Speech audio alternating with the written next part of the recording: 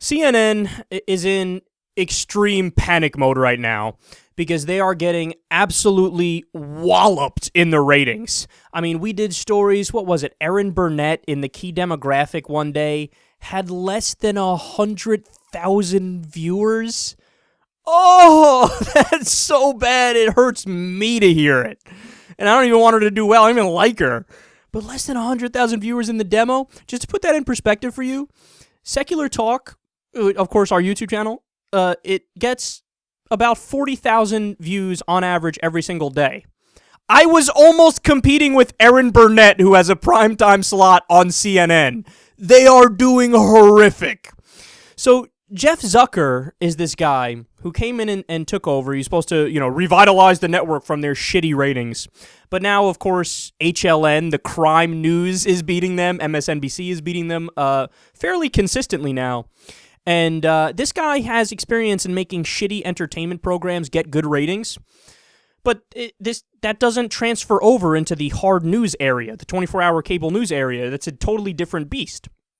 But he's bringing that same kind of touch that's for entertainment shows to CNN. It's just not working. It doesn't work. He makes bad decisions. So in the process of doing CNN, he's making it worse. He's turning it into an absolute nightmare. So who did they just decide to hire? A guy named Michael Smirkanish. Now, do you know who that is? No, you don't know who that is. Nobody knows who that is. And that's the point. Nobody knows who this guy is. He's like one of the most boring people, right up there with Wolf Blitzer. He fancies himself a centrist, but what he really does is epitomizes all that's wrong with CNN in the first place. It's the fake neutrality and the false equivalence and the lover of the establishment and a partisan focus instead of a policy and issues-based focus or a focus on the facts.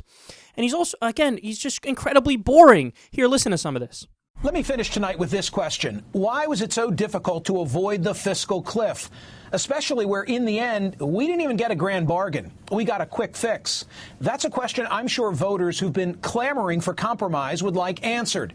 Nate Silver had a partial response in a recent 538 blog post. Silver noted that where in 1992 there were 103 members of the House who were elected from what might be regarded as swing districts, which he identified as those where the margin in the presidential vote was within 5 percentage points, today Silver calculates that number is just 35. Think about it. It means that 400 of 435 races are virtually predetermined by party affiliation.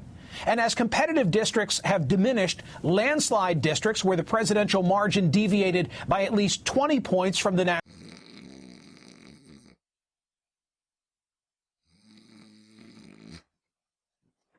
Huh? Mom, where are my waffles? What? The guy's boring, man.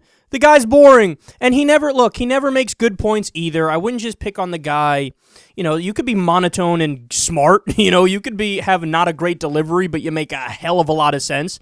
But he doesn't do that. In fact, he goes on in that rant there to talk about how, well, here's what went wrong with the fiscal cliff. And not once does he mention that it's the Republicans' fault and they refused to compromise. And that's the simple truth. And he doesn't bring up, corruption and money in politics, that, hey, well, maybe it's because the Koch brothers and Sheldon Adelson and these other far right-wing groups all funded these incredibly insane candidates that ended up winning, and then they get in there and burn the house down. He didn't bring up any of the actual answers to the issue. So this guy, man, this is CNN's answer.